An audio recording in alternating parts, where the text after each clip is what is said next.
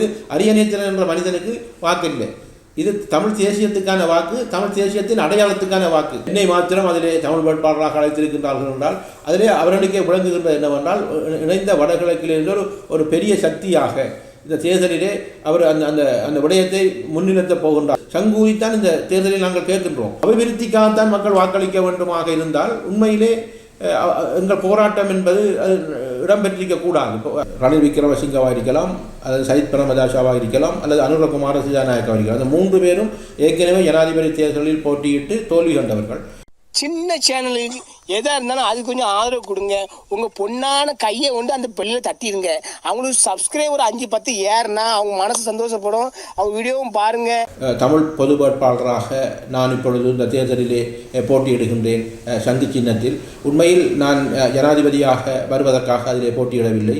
உங்களுக்கு தெரியும், பல விடயங்கள் எங்களின் இந்த விடுதலை போராட்டம் என்பது கடந்த காலம் 75 ஆண்டுகளாக இடம்பெற்றிருக்கின்றது. கடந்த 8 ஜனாதிபதிகளுக்கும் நாங்கள் வாக்களித்திருக்கின்றோம். எங்கள் தமிழ் தலைவர்கள் அவருடன் பேசியிருக்கின்றார்கள். எந்த ஒரு விடயமுமே அதிலே தீர்க்கப்படவில்லை. ஆகவே இந்த தேர்தலை நாங்கள் ஒரு வித்தியாசமாக நீங்கள் ஏமாற்றி இருக்கின்றீர்கள், தமிழ் மக்களுக்கான தீர்வு தரவில்லை. ஆகவே இதை நாங்கள் உங்களை எவரையும் நாங்கள் ஆதரிக்க தயாரில்லை, நாங்களாகவே இருக்கின்றோம் என்ற விடயத்தை காட்டுவதற்காக இந்த தேர்தலிலே நான் களமிறங்கி இருக்கின்றேன். பிரதான வேட்பாளராக 4 பேரைத்தான் நாங்கள் கோருகின்றோம். இந்த 4 வேட்பாளர்களும் அதிலே 3 வேட்பாளர்கள் கடந்த ஜனாதிபதி தேர்தலிலே போட்டியிட்டு தோல்வி கண்டவர்கள். ரணில் விக்ரமசிங்கவாக இருக்கலாம், அல்லது சயித் பிரேமதாசவாக இருக்கலாம், அல்லது அனுரகுமார திசாநாயக்காவாக இருக்கலாம். அந்த 3 பேரும் ஏற்கனவே ஜனாதிபதி தேர்தலில் போட்டியிட்டு தோல்வி கண்டவர்கள். அடுத்ததாக இருக்கக்கூடியவர் ஒரு ஜனாதிபதியின் மகனாக இருக்கக்கூடிய நாமல் ராஜபக்ச அவர்கள் இப்பொழுது முதல் முறையாக ஜனாதிபதி தேர்தலிலே போட்டியிடுகின்றார். ஆகவே இந்த 4 ஜனாதிபதிகளையும் நாங்கள் பார்க்கின்ற போது, அவர்கள் தேர்தல் பிரச்சாரங்களை அவதானிக்கின்ற போது தென்பகுதியிலே ஒரு விதமான கருத்தும், வடபகுதியால் தமிழ் மக்கள் மத்தியிலே இன்னொரு விதமான சிந்தனையும் கூறுகின்ற விடயமாக இருந்து கொண்டிருக்கின்றது. அதில் குறிப்பாக நாங்கள் பார்க்கின்ற போது ஜனாதிபதி ஆக இருக்கக்கூடிய ரணில் விக்ரமசிங்கே அவர்கள் இங்கே இந்த யாழ்ப்பாணத்திலே எங்கள் தமிழரசு கட்சி தலைவர்களுடன், தமிழ் தேசிய அரசியல் கட்சி இருக்கக்கூடியவுடன் 13வது அரசியல் விவகாரம் தொடர்பாக பேசிவிட்டு அதை பரிசீலிக்கலாம் அல்லது தரலாம் என்பதை கூறியிருந்தார். அதே நேரத்தில் அவரே எங்கள் சம்பந்தனை அவர்களின் இறுதி மரணச் சடங்கிலே அவர் உரையாற்றுகின்ற போது போலீஸ் அதிகாரத்தை இப்பொழுது தர முடியாது, போலீஸ் அதிகாரத்தை இன்னும் ஒரு மேசையிலே பேசி அதை பார்த்து கொள்ளலாம். ஆகவே நாங்கள் ஏனைய விடயங்களை பற்றி நாங்கள் தருவதற்கு தயாராக இருக்கின்றோம், அல்லது அதை பற்றி பரிசீலிப்போம் என்ற விடயத்தை அவர் கூறியிருந்தார்.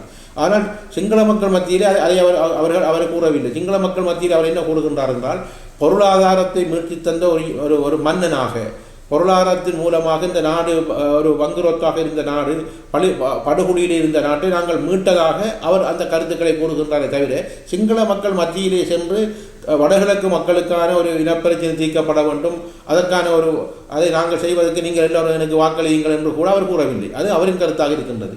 இரண்டாவதாக இருக்கக்கூடிய சயித் பிரேமதாஸ் அவர்களை நாங்கள் நோக்குவமாக இருந்தால், அவர் கூறுகின்ற கருத்து என்னவென்றால், 13வது அரசியல் யாப்பில் இருக்கின்ற அதிகாரங்களை நாங்கள் தருவதற்கு தயாராக இருக்கின்றோம். ஆனால் அதில் அந்த போலீஸ் அதிகாரம், காணி அதிகாரத்தை பற்றி அவர் அதிலே வித்தியாசமாக சுட்டி காட்டவில்லை, அதை கூறுகின்றார். ஆனால் தென்பகுதியிலே போய் அங்கே கூறுகின்றார், விடுதலை புலிகளின் தலைவரை தான் அவரை பற்றி கூறுகின்றார். நான் சிங்கள மக்களுக்கான ஒரு ஜனாதிபதி என்ற விடயத்தை தான் அங்கு காட்டுகின்றார். அவரை பற்றி நான் ஒன்று கூற வேண்டும் என்னவென்றால், உங்களுக்கு தெரியும், நல்லாட்சி அரசாங்க காலத்திலே அவர் ஒரு அமைச்சராக இருந்தவர். எங்கள் தமிழ் தேசிய கூட்டமைப்பும் அதில் இணக்கப்பாட்டு அரசியலில் இருந்தது.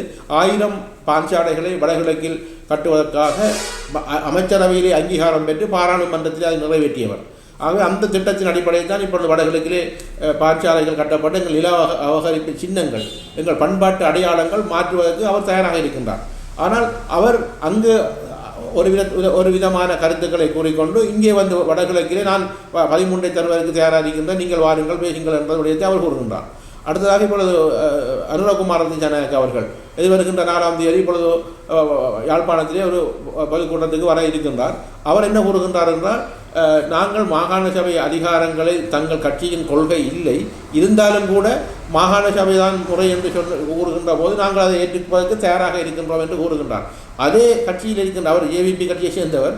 அவர் தான் 2006ஆம் ஆண்டு நான் பாராளுமன்ற உறுப்பினராக 22 பேர் இருந்தபோது அவரும் இணைந்து அவரின் கட்சியும் சேர்ந்துதான் இணைந்த வடகிழக்கை 2ஆக இப்பொழுது விரித்து வைத்து 8 மாகாண சபை மாகாணங்களை 9 மாகாணங்களாக மாற்றி வடகிழக்கை பிரித்தவர் அந்த அனுரகுமார திசாநாயக்கா. அவர் அவ்வாறு கூறுகின்றார். ஆனால் இனப்பிரச்சனையை பற்றி கூறவில்லை. நாமல் ராஜபக்சே தெளிவாக கூறுகின்றார், நான் வடக்கில் ஒன்றுதான் பேசுவேன், கிழக்கிலும் ஒன்றுதான் பேசுவேன், தென்பகுதியிலும் ஒன்றுதான். இந்த இணைந்த வடகிழக்கோ அல்லது மாகாண சபைகளுக்கு அதிகாரம் கொடுப்பதற்கு நான் முற்றுமுழுதாக நிராகரிக்கிறேன் என்று அவர் வெளிப்படையாகவே எதிர்க்கின்றார். ஆகவே அந்த 4 பேருக்கும் இங்கே முகவர்கள் இருக்கின்றார்கள் வடகிழக்கிலே. அவர்களுக்கு வாக்களியுங்கள், அவர் அது செய்வார் இது செய்வார் என்று அபிவிருத்திக்காகத்தான் மக்கள் வாக்களிக்க வேண்டுமாக இருந்தால் உண்மையிலே எங்கள் போராட்டம் என்பது அது இடம்பெற்றிருக்கக்கூடாது. அந்த போராட்டத்துக்காக அபிவிருத்திக்காக நம்பி மக்கள் வாக்களிக்கவில்லை, அபிவிருத்திக்காக நம்பி இத்தனை ஆயிரம் மக்களை பலிக்கடவாக்கிய வரலாறும் இல்லை. ஆகவே இதை உணர்ந்து கொள்ள வேண்டும் என்னவென்றால் தமிழ் மக்கள் அல்லது அவர்களை அழைத்து வருகின்றவர்கள், அவர்களுக்கு மோகர்களாக செயல்படுகின்றவர்கள், அவர்கள் இரட்டை வேடங்களில் நடித்துக் கொண்டிருக்கின்றார்கள். தமிழ் மக்களுக்கு ஒரு கதை கூறுகின்றார்கள், சிங்கள மக்கள் மத்தியில் போய் இன்னொன்று பேசுகின்றார்கள்.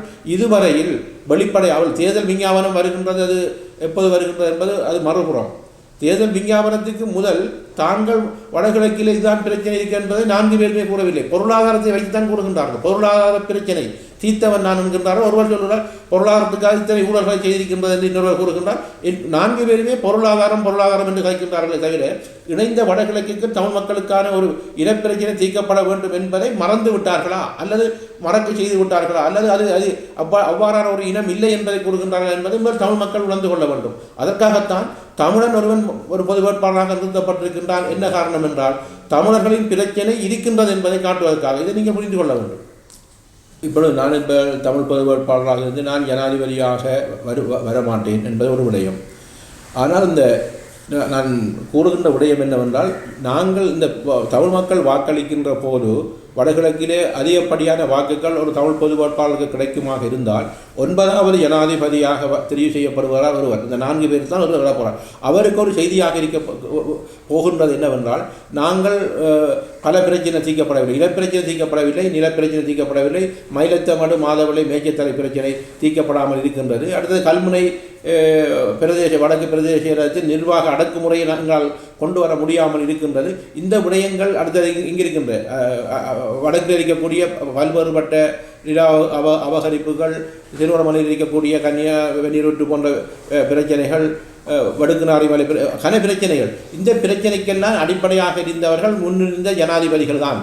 ஆகவே நான் இப்பொழுது ஜனாதிபதியாக தெரிவு செய்யப்பட்டிருக்கின்ற ஜனாதிபதி அதை உணர்ந்து இந்த முதல் இனப்பிரச்சனை தீர்ப்பதற்கு முன்பு இந்த பிரச்சனைகளை தீர்ப்பதற்கும் இந்த தேர்தலில் ஒரு செய்தி அவர்களுக்கு வழங்கும் என்று நாங்கள் நினைக்கின்றோம். அதுக்கான அழுத்தமும் இந்த தேர்தல் ஊடாக கிடைக்கும் என்று நாங்கள் நினைக்கின்றோம். ஆகவே இந்த விடயங்களையும் எமது வடகிழக்கில் இருக்கக்கூடிய மக்கள் உணர்ந்து வாக்கை சிதறாமல் நாங்கள் வாக்கை தமிழ் பொது வேட்பாளருக்கு சங்க சின்னத்துக்கு நாங்கள் அளிக்கின்ற போதுதான் எல்லா விடயங்களுக்கும் எதிர்காலத்தில் ஒரு விடையை பெறலாம் என்று நான் நினைக்கின்றேன். இது ஒன்றும் பார்க்கறது ஒன்றுமில்லை. ஏனென்றால் நான் சொல்லணும், தமிழ் தேசிய அரசியல் என்பது 2009 மே 18க்கு பிறகு சிதறி இருக்கின்றது. ஜனநாயகம் பெருகி இருக்கின்றது. இப்போ ஜனநாயகம் என்று பெருகி இருக்கின்றது என்றால் ஒவ்வொரு கட்சிக்குள்ளேயும் ஜனநாயகம் இருக்கின்றது, கட்சிக்கு படி இருக்கின்றது, ஜனநாயகம் கூடியிருக்கிறது. ஆக இந்த கொள்கை என்பது ஒரு தலைவராக இருந்தால் ஒரு கட்டுப்பாட்டுக்குள்ளே ஒரு ஒரு திரட்சியாக கொண்டு வரலாம். ஆக இந்த ஒவ்வொரு கட்சியும் ஒரு முடிவு எடுக்கின்ற போது அது அவர்கள் கூடுகின்ற காரணம் அந்தந்த காரணங்கள் சரியாக இருக்கலாம். அதுக்கு நான் விமர்சிக்க வரவில்லை. ஆனால் இதில் நாங்கள் பார்க்கக்கூடிய விடயம் என்னவென்றால் இதில் இருக்கின்ற இப்போ தனிய தமிழ் அரசியல் கட்சிகள் மாத்திரம் இந்த முடிவெடுக்கவில்லை. தமிழ் அரசியல் கட்சிகளுக்கு பின்னால் அந்த முடிவு எடுக்க வைத்தவர்கள் யார் என்று நாங்கள் பார்க்க வேண்டும். பல புத்திஜீவிகள், கல்விமான்கள், பல அமைப்புகள். ஏன் அவர்கள் எடுக்கின்றார்கள்? கடந்த கால படிப்பினையை வைத்துத்தான் இந்த முடிவை எடுத்திருக்கின்றார்கள். ஆக இந்த படிப்பினை என்பது அவர்கள் எடுத்திருக்கின்ற அந்த விடயத்துக்கு இந்த முறை நாங்கள் அவர்களுக்கு சந்தர்ப்பம் கொடுக்க வேண்டும். அந்த சந்தர்ப்பம் சரியானது என்பதை விலகியிருக்கின்ற கட்சிகள் உணர வேண்டும். குறுகிய அரசியல் லாபம் அல்லது தனிநபர் வெறுப்புகள் இதிலே காட்ட முடியாது. இதில் நான் பல இடங்களில் கூறுகின்ற விடயம் என்னவென்றால் இந்த வாக்கு என்பது இந்த தமிழ் தேசிய அரசியலில் இருக்கின்ற தமிழ் மக்களின் வாக்கு என்பது எனக்கு எனது வாக்கு, எனது வாக்கை எனக்கு போடுகின்றேன் என்ற மனோநிலை இந்த தேர்தலில் வர வேண்டும் என்பதை நான் கூறுகின்றேன். ஏனைய வேட்பாளர்கள் அவ்வாறு இல்லை. இவர் சஜித்துக்கு அல்லது ரணிலுக்கு அனுராகுமாருக்கு கூட இதை பெறலாம். இது அரியநேத்திரன் என்ற மனிதனுக்கு வாக்கு இல்லை. இது தமிழ் தேசியத்துக்கான வாக்கு, தமிழ் தேசியத்தின் அடையாளத்துக்கான வாக்கு. இந்த தமிழ் தேசியத்தின் அடையாளமாக தான் நாங்கள் அந்த சின்னத்தையும் கூட நாங்கள் தெரிந்தெடுத்தது. சங்கு சின்னம் என்னவென்றால் அது ஒரு பாரம்பரியம், தமிழரின் உரிமைக்காக சங்கு ஊதுகின்றது. சங்கு ஊதித்தான் இந்த தேர்தலில் நாங்கள் கேட்கின்றோம். ஆகவே நீங்கள் அந்த சங்கு சின்னத்தை வைக்கின்ற போது நிச்சயமாக நாங்கள் எல்லோரும் ஒற்றுமையாகவும் மகிழ்ச்சியாகவும் அடுத்த கட்ட இதில் ஒரு அரசியல் தீர்வை பெற்றவர்களாக வாழ்வோம். அந்த முதலாவது செய்தி இந்த 9வது ஜனாதிபதிக்கு ஒரு அழுத்தத்தை கொடுக்கும். அடுத்த செய்தி ஸ்ரீலங்கா நாட்டுக்கு கொடுக்கும். அடுத்த செய்திகள் அயல் நாடாக இருக்கக்கூடிய இந்தியாவுக்கு கொடுக்கும். இன்னும் எங்கள் சர்வதேச பரப்பில் இருக்கக்கூடிய சர்வதேச நாடுகளுக்கும் ஒரு செய்தியாக பரவலாக கொடுக்கின்ற போது ஒரு நிச்சயமாக ஒரு அரசியல் தீர்வை இதிலிருந்து பெறலாம் என்ற நம்பிக்கை எங்களுக்கு இருக்கின்றது. நிச்சயமாக நான் அந்த ஊடகங்களிலே பார்த்தேன், தனிப்பட்ட அழைப்பு இன்னும் வரவில்லை. வந்தால் நான் அதை நிச்சயமாக அதில் கலந்து கொள்வேன். அதில் எந்த மாற்று கருத்தும் இல்லை. உண்மையில் நீங்கள் கூறுகின்ற போது 6 வேட்பாளர்களில் 5 பேர்